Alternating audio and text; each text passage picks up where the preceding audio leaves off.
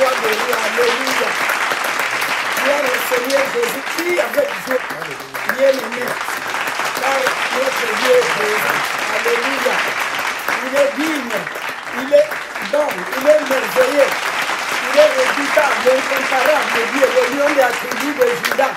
Il est excellent, il est magnifique. Alléluia. Sois élevé notre Dieu, sois béni à jamais. Alléluia, gloire à ton nom. Merci Seigneur.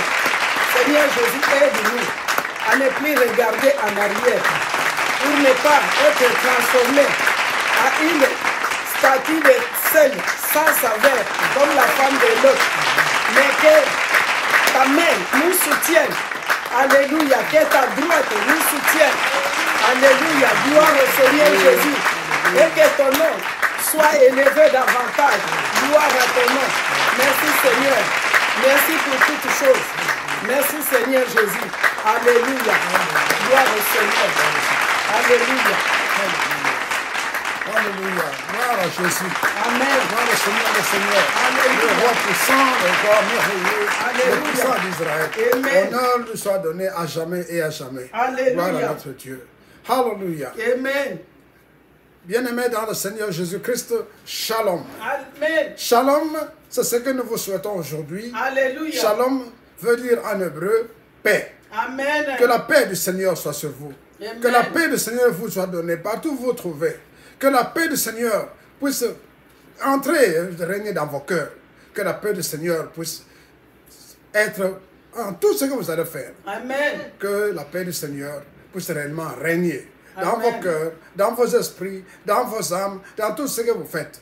Que la paix de Jésus-Christ réellement puisse régner en vous. Amen. Le Seigneur a dit, je vous laisse ma paix, je vous laisse la paix, je vous donne ma paix. Amen. La paix dont nous parlons aussi, c'est la paix de Jésus-Christ. Alléluia. C'est la paix qui vient de lui, le prince de paix. Amen. Lui qui est la source vraiment de la paix, c'est Jésus-Christ. C'est lui qui Amen. sait donner la véritable paix. C'est celle-là dont nous parlons.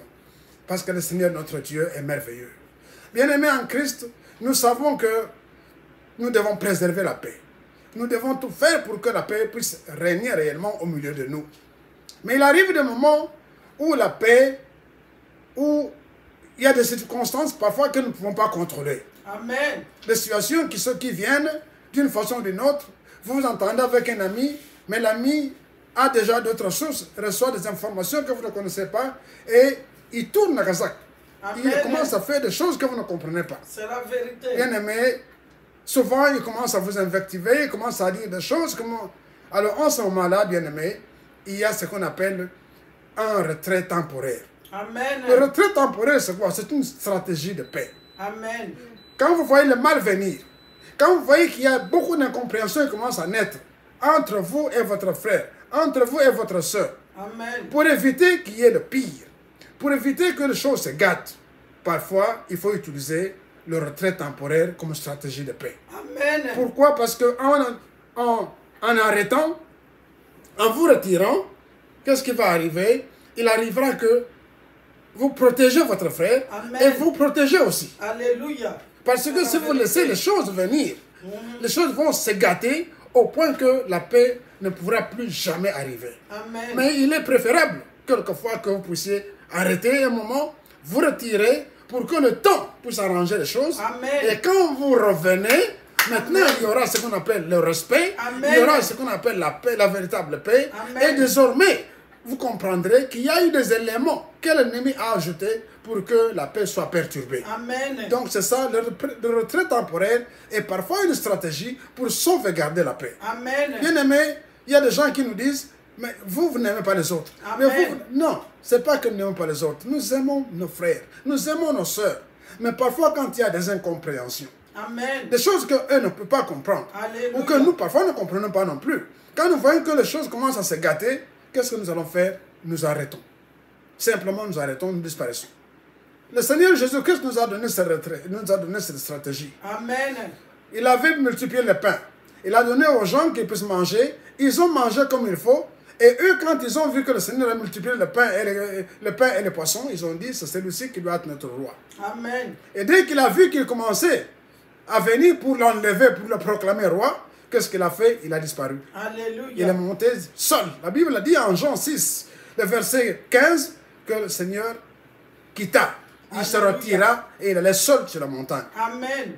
Et une autre fois aussi, quand Jésus-Christ descendait de ses 40 jours de retraite, il est arrivé à Nazareth, il est entré dans le temple et il a donné sa mission. Amen. Il a dit ce que le prophète a dit, ce que le prophète Ésaïe avait dit, et bien maintenant, aujourd'hui, ça s'est accompli. Amen.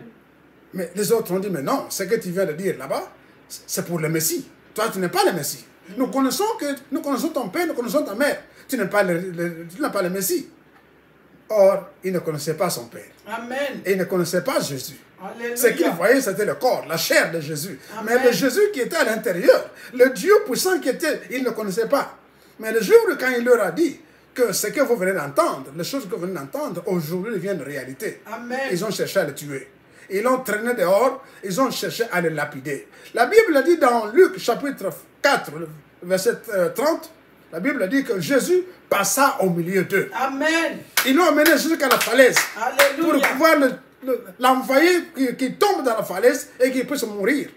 Mais Jésus passa au milieu d'eux. Amen. Il quitta même Nazareth. Amen. Et il se déplaça, il allait où? Il allait où ça? Il allait à Capernaum. Alléluia. C'est là qu'il a commencé son ministère. Vérité. Donc, certaines fois, bien aimés, nous sommes obligés de nous retirer. Amen. Quand nous nous retirons, ce n'est pas parce que nous ne vous aimons pas, pas parce que nous n'aimons pas nos frères, mais parce que c'est une stratégie que nous devons utiliser pour sauvegarder la paix. Amen. Que le Seigneur soit glorifié. Alléluia. Que la paix de notre Dieu soit dans vos maisons. Amen, Que la amen. paix de Jésus-Christ règne en vous. Alléluia. Je vous envoie, je vous donne la paix de Jésus-Christ. Amen. Que la paix règne en vous. Reçois la paix de Jésus. Amen. Reçois la paix là où tu te Alléluia. trouves. Au nom puissant de Jésus. Amen. Le message d'aujourd'hui, bien-aimés, nous continuons toujours avec le sermon sur la montagne. C'est le chrétien, sel et lumière du monde. Amen. Le chrétien, sel et lumière du monde. Nous lisons la parole de Dieu pour commencer. Le Seigneur a dit en Matthieu 5, versets 13 à 16, « Vous êtes le sel de la terre, mais si le sel perd sa faveur, avec quoi la rendra-t-on? La lui rendra-t-on? Il ne sert plus qu'à être jeté dehors et foulé aux pieds par les hommes. Vous êtes la lumière du monde. Une ville située sur une montagne ne peut être cachée. Amen. Et on n'allume pas une lampe pour la mettre sous le boisseau. Alléluia. Mais on la met sur le chandelier et elle éclaire tous ceux qui sont dans la maison. Amen. Que votre lumière luise ainsi devant les hommes, afin qu'ils voient vos bonnes œuvres et qu'ils Amen. glorifient votre Père qui est dans les cieux. Alléluia. Parole du Seigneur notre Dieu. Amen. Amen. Bien-aimé, le Seigneur Jésus s'adressait à ses apôtres et à ceux qui l'entouraient. Il a dit, il parlait au présent. Il a dit, vous êtes le sel de la terre. Amen. Vous êtes la lumière du monde. Alléluia. Il n'a pas dit que vous serez. Il a dit, vous êtes. Pourquoi? Parce que, étant resté avec lui, ils étaient devenus effectivement le sel de la terre. C'est eux qui, par leur façon de vivre, parce que leurs actes devaient donner la saveur. Il les encourage donc à ce qu'ils puissent garder leur saveur. Et à toujours luire dans le monde où les hommes demeurent encore dans les ténèbres. C'est ce que le Seigneur nous dit. Nous devons luire. Nous devons avoir la saveur pour que, par nos actes, par nos façons de vivre, que le monde puisse voir que Jésus-Christ est réellement Dieu. Amen. Et qu'il est venu pour nous apporter la lumière, la délivrance, la différence. Amen. Sel de la terre. Pourquoi le Seigneur a parlé du sel? Le sel, bien-aimé, comme vous le savez, c'est une denrée alimentaire indispensable qui sert à quoi? À donner de la saveur aux aliments. Alléluia. Une nourriture salée goûte bien dans la bouche. Amen. Amen. Quand elle n'est pas salée, bien-aimé, ça devient fade. Amen. Le sel assaisonne le mets et les rend agréables à manger. Quand la nourriture est salée, vous la goûtez, vous dites, c'est bon, c'est vraiment bon. Mais quand la nourriture n'est pas bonne, quand elle n'est pas salée, elle peut être très bien, on a mis de l'huile et tout ce qu'il faut, elle va être fade. Job dit dans le chapitre 6, verset 6, il dit ceci, peut-on manger ce qui est fade et sans sel? Quand la nourriture n'est pas salée, elle est fade. Elle n'est pas bonne à manger. Bien-aimé, le Seigneur notre Dieu, nous voyons que dans l'Ancien Testament, le sel était utilisé en beaucoup de choses. Le Seigneur lui-même avait instruit. Il dit ceci, tu mettras du sel sur toutes tes offrandes. Amen. Tu ne laisseras point ton offrande manquer de sel. Signe de l'alliance de ton Dieu, sur toutes tes offrandes, tu mettras du sel. Amen. Donc, le Seigneur avait instruit que l'on mette du sel. Vous comprenez que si le sel devait entrer dans les alliances, dans les sacrifices qui étaient destinés au sein des saints, ça veut dire que c'était une denrée très importante. Une denrée très, très importante. Ça, c'est Lévitique, chapitre 2, verset 13. Donc, le sel dans les Écritures, c'est quelque chose qui donne le sens. Ça donne du goût. Ça agrémente. Ça assaisonne. Donc, c'est une denrée très importante. Le Seigneur dit que nous devons être comme le sel. Nous devons apporter à la vie la saveur.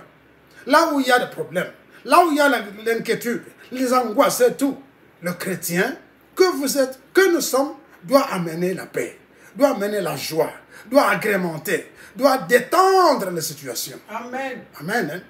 Donc, le prophète Élisée, par exemple, il purifia les eaux purifiées de Jéricho avec quoi? Avec du sel. Amen. Dans 2 Rois, chapitre 2, verset 21 à 22, la Bible dit qu'il alla vers les sources des eaux.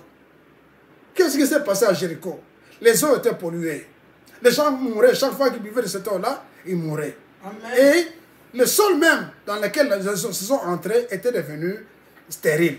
Amen. Alors quand les gens l'ont vu, ils ont dit en tout cas, aide-nous. Alléluia. La ville est bonne, tout le reste, mais les eaux que nous utilisons sont bonnes, sont mauvaises. Amen. Viens nous aider. Alors, lui, il a dit, ok, je comprends. Cela venait d'où? De la malédiction qu'avait donnée Josué. Parce que Jésus avait dit, personne ne peut construire encore cette ville. Amen. Il l'avait rasée, il avait dit, cette ville ne doit plus être construite et reconstruite. Mais on l'a reconstruite. Amen. Et la malédiction de Josué était entrée là-bas. Et quand il est arrivé, maintenant, l'homme de Dieu est venu. Et qu'est-ce qu'il a fait? Il alla vers la source des eaux, il y jeta du sel et dit, ainsi parle l'Éternel, Amen. j'assainis ces eaux. Alléluia. Il n'en proviendra plus ni mort, ni stérilité. Triple Amen. Et les eaux furent assainies jusqu'à ce jour, Alléluia. selon la parole qu'Élisée avait prononcée. Amen. Amen. Selon la parole qu'Élisée, Alléluia. l'homme de Dieu, avait prononcée. Amen. Bien aimé, là où je parle, Amen. quel que soit le problème qu'on a mis dans ta vie, Amen. quelle que soit la malédiction qu'on a jetée sur ta vie, Amen. sur ta famille, sur tout ce que tu fais, Amen. au nom de Jésus-Christ, Amen. et par le sang de l'agneau, Amen. qui crie plus fort que le sang d'Abel. Amen. Aujourd'hui, je dis, comme Élisée, homme de Dieu, a assaini les eaux de Jéricho, Amen. aujourd'hui, j'assainis votre vie. Amen. Aujourd'hui, j'assainis tout ce que Je reçois au nom de Jésus. tout ce que l'ennemi a mis dans Alléluia. votre vie comme Amen. malédiction, Amen. je les enlève au nom puissant de Jésus-Christ. Amen. Gloire Alléluia. soit à Dieu. Triple Amen. Gloire soit à Jésus-Christ. Alléluia. Alléluia. En Colossiens chapitre 4, verset 6, l'apôtre Paul nous instruit comme suite. Que votre parole soit toujours accompagnée de grâce, Amen. assaisonnée de sel, Amen. afin que vous sachiez comment il faut répondre à chacun. Amen. Notre parole doit être assaisonnée de sel. Amen. Quand nous parlons aux gens, quand nous le voyons, il faut que nous devons toujours comprendre que nous sommes enfants de Dieu, Amen. serviteurs de Dieu puissant. Mon frère, là où tu te trouves, tu représentes Jésus-Christ. Amen. Sois digne d'être Amen. vraiment enfant de Jésus-Christ, Alléluia. enfant de Dieu. Bien aimé, la parole de Dieu a du goût. Elle vivifie, elle est efficace, elle est vivante. Elle ravive et redresse ce que l'ennemi a déformé. Amen. C'est pourquoi on l'appelle la bonne nouvelle. Amen. La bonne nouvelle. Elle est venue pour nous libérer de la captivité et nous transforme de l'intérieur Amen. jusqu'à l'extérieur. Alléluia. Elle redonne la joie et l'espérance. Amen. La parole que nous vous annonçons vous donnera la joie. Amen. Si vous la prenez avec foi, avec sérieux, elle vous donnera la vie. Amen. Elle vous donnera la paix. Amen. Bien-aimé, le sel sans saveur. Parfois, le sel devient sans saveur. C'est pourquoi le Seigneur avait dit, si le sel est sans saveur, avec quoi le lui rendra-t-on? Amen. C'est synonyme de quoi? Synonyme de destruction. Amen. Avoir du sel en soi-même chasse l'amertume. Amen. C'est aussi avoir du goût les uns pour les autres. Être en paix, c'est aussi avoir l'amour pour les autres. À quoi servent nos paroles sages? À quoi servent si nous n'avons pas s'ils n'ont pas de saveur. Tout ce qu'ils peuvent faire, ce sont des paroles stériles et vaines. Le manque de saveur vient de quoi? Il vient de la désobéissance à la parole de Dieu. La femme de Lot, en sortant de Sodome, l'ange leur avait dit, partez et ne regardez pas en arrière. Amen. Ils étaient en train de partir. Derrière eux, le souffle tombait.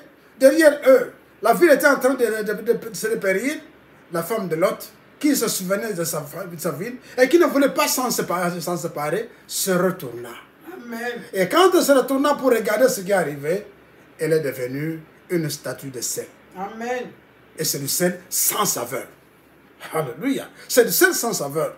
Bien-aimés, ne regardez pas derrière. Amen. Quand vous êtes engagé à suivre Jésus, ne regardez plus à ce qui passe, Amen. à ce qui dépérit. Amen. Ne regardez plus à ce qui avilit. Alléluia. Regardez sur Jésus-Christ. Amen. Malgré les difficultés du monde, malgré les situations, ne nous conformons pas au siècle présent. Amen. Bien-aimés, la saveur manque non seulement à cause de la désobéissance, mais aussi l'attachement au mal. Amen. Le siècle présent, la mode. Celui-ci fait comme ça, moi je dois aussi faire comme ça. Celui-ci agit comme ça, moi aussi je dois agir comme ça. Non. Nous sommes des enfants de Dieu. En tant qu'enfants de Dieu, nous ne devons pas nous attacher au monde. Amen. Nous devons éviter les raisonnements, les faux raisonnements, l'idolâtrie, la compromission, la corruption de mœurs. Toutes ces choses nous font retourner en arrière. Et quand vous retournez en arrière, vous devenez quoi? Une colonne de sel. Amen. Un bloc de sel sans saveur. Amen. Est inutile. Alléluia. Vous devenez un bloc de sel. Vérité. Dieu vous appelle, Dieu vous donne sa confiance, Dieu vous dit, vous devez continuer. Ça ne veut pas dire quand vous venez à Dieu que tout doit devenir trop bien. Non.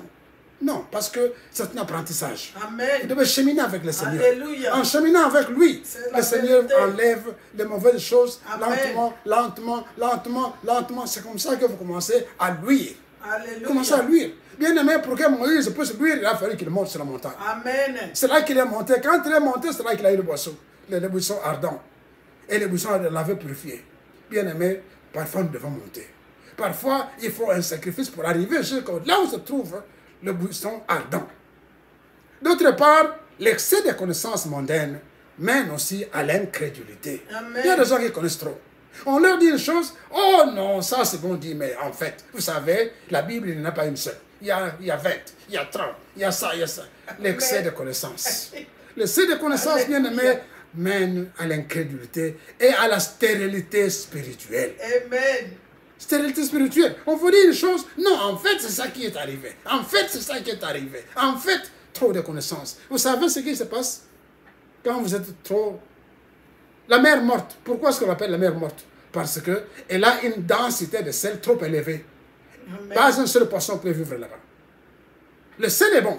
Mais quand il y en a trop, Amen. quand la connaissance est trop, Alléluia. vous finissez par ne plus avoir à croire. Amen. Et vous dites, non, je connais trop, je suis très bien. Vous comprenez? C'est ça qui arrive. Donc c'est bon, mais si le sel a une trop grande densité comme la mer morte, vous ne ferez rien. Tout ce que vous allez faire, c'est perdre votre vie et vous ne pouvez pas subsister. Donc le sel est non seulement un booster de goût, mais c'est aussi le symbole de l'alliance avec Dieu et il est un purificateur, comme nous l'avons vu à Jéricho. Amen. Ce qui veut dire que notre alliance avec Dieu nous purifie et nous sanctifie. Amen. N'est-ce pas la préfiguration de l'œuvre salvatrice de Christ, notre Dieu? Lumière du monde. Le Seigneur a dit que nous devons aussi être lumière du monde. Amen. Nous devons luire. Amen. La lumière, bien-aimée, dissipe la ténèbre, partout où elle se trouve, en répandant sa clarté sur tout ce qui l'entoure. Elle répand sa clarté. Elle réjouit le cœur et remplit d'espérance. Amen. Elle brille avec éclat au milieu de l'obscurité. C'est ça la lumière, c'est ça que le Seigneur veut. Au milieu de l'obscurité, au milieu des ténèbres, nous devons briller. Amen. Nous devons briller, n'ayons pas honte de cela. D'être chrétiens, d'être enfants de Dieu, nous devons briller. Amen. Et nous savons que le sel empêche les bactéries dégradantes de se développer dans un milieu et il préserve de la détérioration tout ce qu'il touche. Le Seigneur voulait donc dire qu'être sel et lumière, c'est avoir un effet bénéfique Amen. sur notre environnement. Amen. Nous devons rayonner sur notre environnement. Nous devons être différents. Non, tout le monde fait comme ça. Moi, je dois aussi faire comme ça. Moi, non, non, non, non. Tu es enfant de Dieu. Honore d'abord Jésus-Christ. Amen. Même si on te critique, je suis enfant de Dieu. Je suis chrétien. C'est là ma gloire. Ma gloire, c'est Jésus-Christ. C'est-à-dire que nous devons chasser les mauvaises influences qui égarent, qui détruisent. Et aussi relever la valeur de ce qu'on côtoie et la garder plus intacte. En plus, notre alliance avec nous, par notre alliance, non seulement Jésus-Christ nous rend purs, mais il nous donne le pouvoir de purifier le monde Amen. dans lequel nous vivons, d'en chasser les idées néfastes et tout ce qui corrompt, avilit et détruit. En tant que chrétiens donc, nous avons le devoir de faire disparaître l'obscurité qui est ambiante autour de nous et rendre visible l'originalité, la beauté originale que Dieu a donnée. Amen. Donc, bien-aimés, la lumière, partout où nous allons, nous devons éviter, nous devons faire fuir la compromission, la duplicité. Quand nous acceptons de marcher avec Dieu, nous devenons véritablement le sel de la terre et lumière du monde. Lumière du monde. Donc, nous devons marcher avec Dieu pour que nous soyons une véritable lumière et sel. Nous devons briller partout où nous passons. Que la gloire de Dieu puisse nous être accompagnée. Amen. Nous être donnée. Bien-aimés, là où vous vous trouvez, la paix de Jésus-Christ règne, afin que vous puissiez être lumière, afin que vous puissiez être le véritable sel, que vous puissiez être différent, et que la gloire de notre Seigneur puisse partout se manifester. Gloire, honneur, magnificence soit à Jésus-Christ notre Seigneur. Dans ce nom puissant, nous prions.